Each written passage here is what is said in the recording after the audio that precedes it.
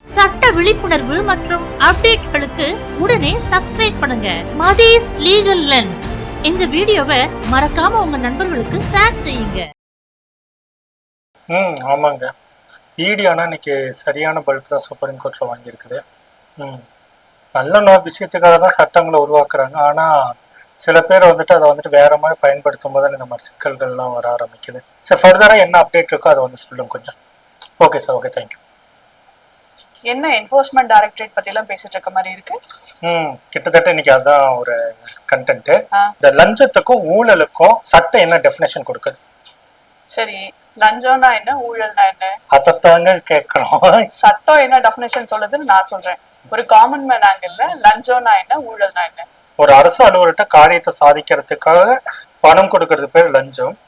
அதே அரசு அதிகாரிகள் அந்த காரியத்தை செய்வதற்காக செய்யக்கூடிய முறைகேடுகள் ஊழல் சொல்லுவோம்.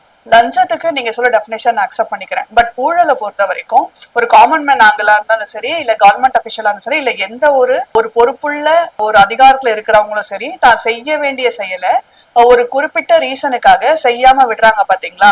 சோ அந்த மாதிரி தன்னோட பவரை மிஸ்யூஸ் பண்றது, அதுக்கெல்லாம் ஊழல் அப்படிங்கிற ஒரு டெஃபினேஷன் கீழே கொண்டு வரலாம். தான் செய்ய வேண்டியதை செய்யாம இருக்கிறது, இல்ல செய்யக்கூடாததை செய்யறது, அப்படி சம்பாதிக்கிற பணம், இது எல்லாமே ஊழல்ல வரும். ஊழல் தன்னை வளப்படுத்திக்கிறதுக்கு அப்படின்னு சொல்லலாம். லஞ்சம் மத்தவங்களோட ஆசையை தூண்டி அவங்க பண்ண வேண்டிய வேலையை செய்யாம இருக்கிறதுக்கும், இல்ல அவங்க பண்ணக்கூடாத வேலையை பண்ண வைக்கிறதுக்கும் கொடுக்கற பணம் தான் லஞ்சம். ஒரு அரசு அதிகாரி தான் செய்ய வேண்டிய செயலை செய்யாம இருக்கிறதுக்கும், இல்ல செய்யக்கூடாத செயலை செய்ய வைக்கிறதுக்கும் கொடுக்கிற அந்த பணத்துக்கு பேரு தான் பிரைபரி அப்படின்னு டிஃபைன் பண்ணிருக்காங்க.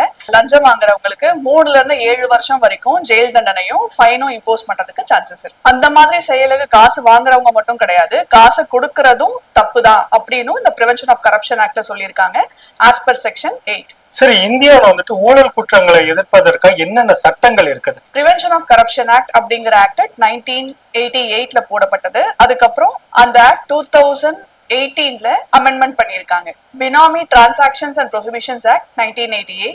உங்களுக்கு பிரிவென்ஷன் ஆஃப் கரப்ஷன் ஆக்ட் தெரியும், நான் இப்பதான் சொன்னேன். பினாமி டிரான்சாக்ஷன் ஆக்ட் எதுக்கு அப்படின்னா, எக்ஸ் அப்படிங்கிறவருக்கான ப்ராப்பர்ட்டிய ஸ்டாம்ப் டியூட்டி வரக்கூடாதுனோ, இன்கம் டாக்ஸ் வரக்கூடாதுனோ, வேற ஏதாவது ஒரு ப்ராப்ளம் வரக்கூடாதுனோ ஏங்கிறவரோட பேரை ரிஜிஸ்டர் பண்ணிட்டு அவர் மெயின்டைன் பண்ணிட்டு, ஆனா ஓனர்ஷிப்போட ஃபுல் ரைட்ஸ் எக்ஸ் மெயின்டைன் பண்ணுவாங்க. சோ இந்த மாதிரி நிறைய பேரு டாக்ஸ் கட்டாம இருக்கிறதுக்கு, அதுக்கப்புறம் அரசாங்கத்தோட கண்ணில் மண்ணை தூவறதுக்கு, இந்த மாதிரி நிறைய ப்ராப்ளம்ஸ்ல இருந்து அவாய்ட் பண்றதுக்காக என்ன பண்ணுவாங்க, பினாமி டிரான்சாக்ஷன்ஸ்ல இன்வால்வ் ஆகுறாங்க.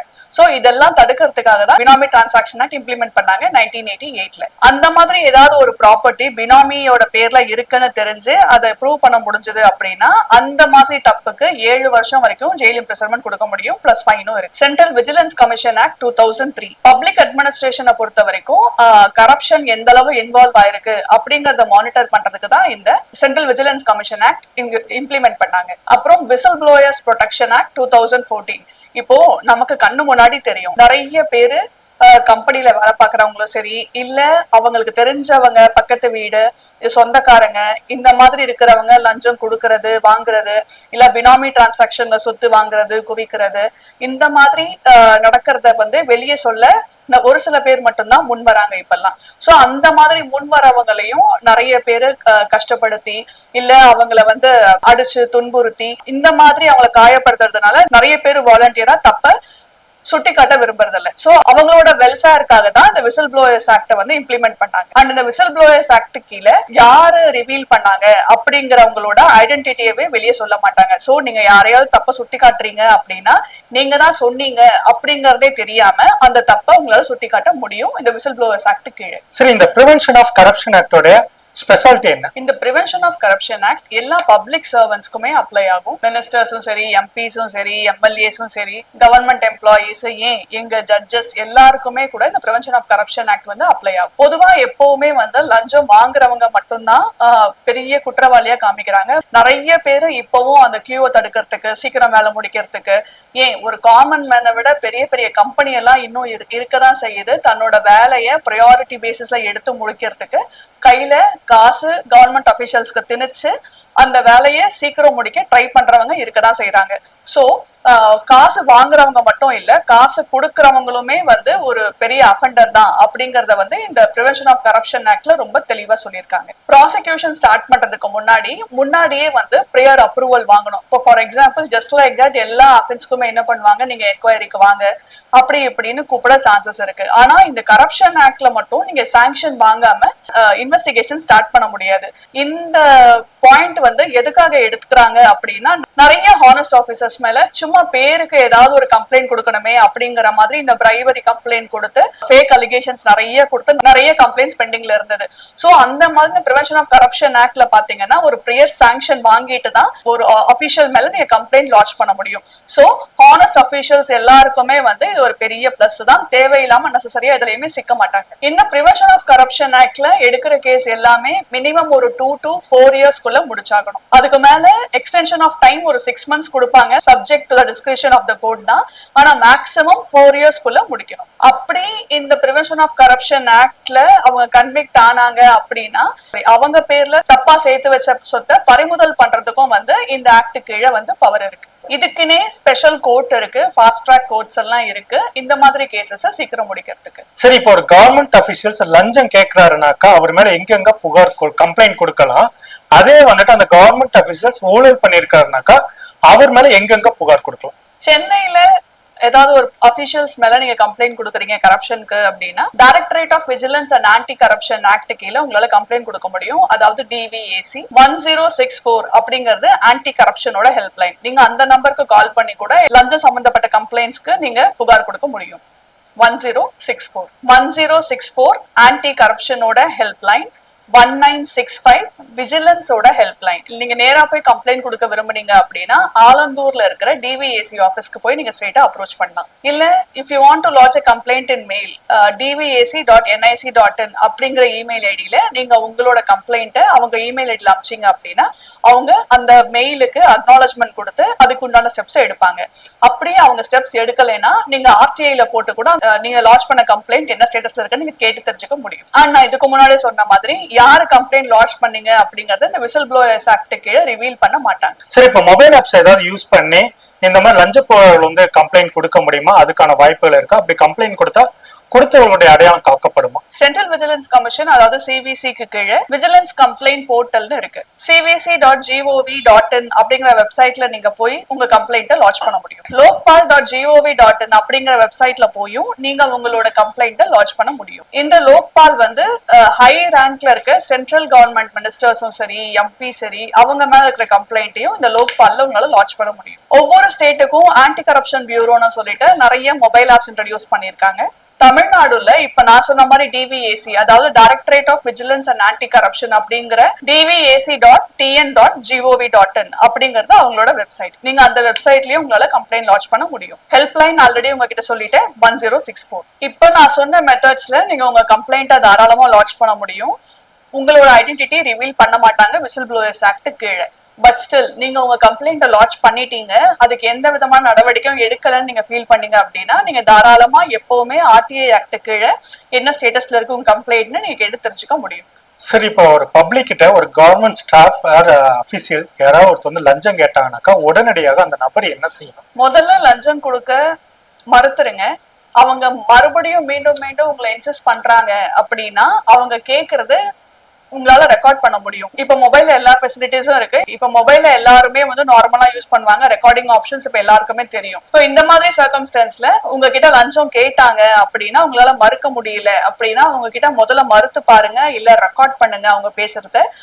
நான் வந்து அவங்க மேல கம்ப்ளைண்ட் லான்ச் பண்ணுங்கன்னு சொல்ல விரும்பல. முதல்ல பொலைட்டா மறுத்து பாருங்க, இல்ல நீங்க நார்மலாவே லஞ்சம் வாங்காம செய்யுங்க அப்படிங்கிற மாதிரி அவங்க கிட்ட எடுத்து சொல்லுங்க. அப்பவும் அவங்க நீங்க லஞ்சம் கொடுத்துதான் ஆகணும் அப்படிங்கிற மாதிரி ரொம்ப ஸ்டபர்னா இருந்தாங்க அப்படின்னா இப்ப நான் சொன்ன கம்ப்ளைண்ட் போர்ட்டல்லையும் சரி, 1064 ஹெல்ப்லைன்லயும் சரி, நீங்க தாராளமா நீங்க அவங்களுக்கு அகேன்ஸ்டா கம்ப்ளைண்ட் லான்ச் பண்ண முடியும். அதையும் தாண்டி உங்களுக்கு ஃபோர்ஸ் பண்ணாங்க அப்படின்னா இருக்கவே இருக்கு 0 வேல்யூ ருபீஸ்னு. நிறைய பேருக்கு இதை பத்தி தெரியுமா தெரியாதான்னு தெரியல. உனக்கு ஏதாவது தெரியுமா ஜீரோ வேல்யூ ருபீஸை பத்தி? இந்த ஜீரோ வேல்யூ ருபீஸ்ன்றது 2007ல ஃபிஃப்த் பில்லர் அப்படின்ற ஒரு அமைப்பால வந்துட்டு லஞ்சம் கொடுக்கறதும் லஞ்சம் வாங்குறதும் தப்பு அப்படின்றத உணர்த்துறதுக்காகவே இந்த ஜீரோ வேல்யூ ருபீஸை வந்துட்டு ஃபிஃப்த் பில்லர் அப்படின்ற ஒரு என்ஜிஓ வந்துட்டு இன்ட்ரடியூஸ் பண்ணாங்க. யாராவது அதிகாரிகள் நம்ம கிட்ட வந்துட்டு லஞ்சம் கொடுத்தாதான் நான் வேலையை செஞ்சு முடிப்பேன் அப்படின்னு சொல்லிட்டு ஓவர் டிமாண்ட் பண்ணும் போது லஞ்சம் கொடுக்க கூடாதுன்னு நம்ம உறுதியா இருந்தோம் அப்படின்னாக்க இந்த ஜீரோ வேல்யூ ருபீஸ் வந்துட்டு அவங்களுக்கு கொடுத்தாலே அந்த ஃபிஃப்த் பில்லர் அமைப்பு வந்துட்டு அதுல இன்வால்வ் ஆகுது அப்படின்னு தெரிஞ்சுக்கிட்டாங்கனாக்கா கொஞ்சம் பயந்துகிட்டு ஓரளவு பயந்துகிட்டாவது நம்மளுடைய வேலையை வந்துட்டு லஞ்சம் வாங்காம செய்வதற்கான முன்னெடுப்புகள் எடுப்பாங்க. அப்படின்னாக்கா நம்ம அந்த ஃபிஃப்த் பில்லர் அமைப்பை கூட நேரடியாக கான்டாக்ட் பண்ண முடியும். இந்த ஜீரோ வேல்யூ ருபி வேணாக்கா அந்த ஃபிஃப்த் பில்லர் அந்த அமைப்புடைய வெப்சைட்ஸ் மூலியமா கூட நம்ம வாங்கிக்க முடியும். ஏன்னா அந்த அமைப்பை வந்து நம்ம கான்டாக்ட் பண்ணாக்கா அந்தந்த டிஸ்ட்ரிக்ட்ல அதுக்கான அமைப்பாளர்களுக்கான அவங்க நம்ம கான்டாக்ட் பண்ணோம்னாக்கா அவங்களே கொடுப்பாங்க. கேட்டுக்கோங்க, நானும் ஃபர்ஸ்ட் டைம் கேட்கறேன், பார்ப்போம் எத்தனை பேருக்கு இது யூஸ் ஆகுது. சரி, இப்போ ஒரு கவர்மெண்ட் அபிஷியல் மேலேயோ இல்ல வந்துட்டு ஸ்டாஃப் மேலேயோ நாம லஞ்ச புகார் கொடுக்கறோம் அப்படின்னு சொன்னாக்கா அதுக்கு என்னென்ன எவிடன்ஸ் என்னென்ன ஃபார்மேட்ல தேவை? முதல்ல அவங்க உங்ககிட்ட லஞ்சம் கேட்டாங்கன்னு நீங்க ப்ரூவ் பண்ணணும். அது வீடியோஸ்லயும் சரி, ரெக்கார்டிங்ஸ்லயும் சரி, இல்ல விட்னஸ்லயும் சரி, ஏதாவது ஒரு முறையில அவங்க அந்த கன்சர்ன்ட் ஆபீசர் இல்ல கன்சர்ன்ட் டெசிக்னேஷன் இருக்கிறவங்க உங்ககிட்ட லஞ்சம் கேட்டாங்க அப்படிங்கறத ப்ரூவ் பண்றதுதான் நம்மளோட ஃபர்ஸ்ட் டியூட்டி.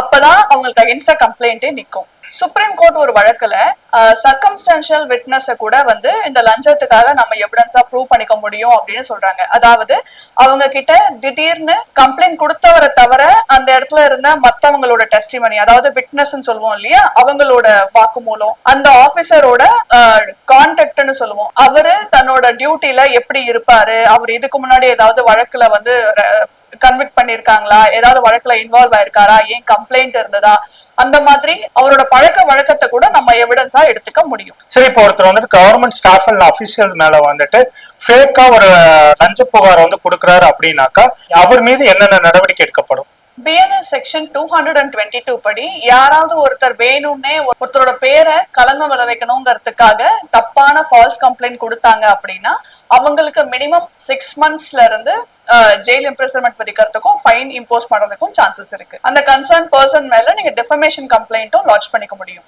லஞ்சம் கொடுத்தாலும் தப்பு, வாங்கினாலும் தப்பு.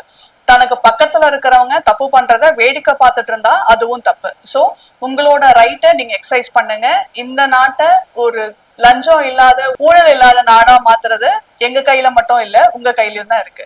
சட்டம் அதுக்கு ஹெல்ப் பண்ணுது. விசில் ப்ளோவர் பாலிசி எல்லாம் உங்களுக்கு ஃபேவரா தான் இருக்கு. பட் நிறைய பேரு அது கையில எடுக்கிறது இல்ல.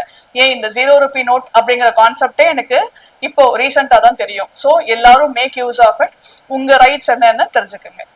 Please subscribe to Mathees Legal Lens. Arrest பண்றவங்க கிட்ட எந்த விதமான தேவையில்லாத ஃபோர்ஸ் எதுவும் யூஸ் பண்ண கூடாதுன்னும், அவங்க ரொம்ப துன்புறுத்த கூடாதுன்னும், அவங்க கிட்ட மெமராண்டம் ஆஃப் அரெஸ்ட் ஒரு காப்பி கொடுக்கணும் அப்படின்னும், உங்களுக்கு லாயர் கிட்ட பேசுறதுக்கு உதவி செய்யணும், அப்படி இன்கேஸ் உங்களால வைக்க முடியல அப்படின்னா லீகல் எய்டுக்கு ஹெல்ப் பண்ணணும் அப்படின்னும், உங்க மேல குற்றம் சாட்டப்பட்டே இருந்தா கூட right to life and personal டிக்னிட்டியை எந்த ஆங்கிள்லயும் வயலேட் பண்ணக்கூடாதுங்கிறதையும், குற்றத்தை நிரூபிக்கிற வரைக்கும் நீங்க குற்றம் சாட்டப்பட்டவர் தான் அப்படிங்கிற ஒரு பொசிஷன்னால உங்களுக்கு எல்லா ஆங்கிள்லயும் ப்ரொடெக்ஷன் கொடுக்கணுங்கிறதையும்,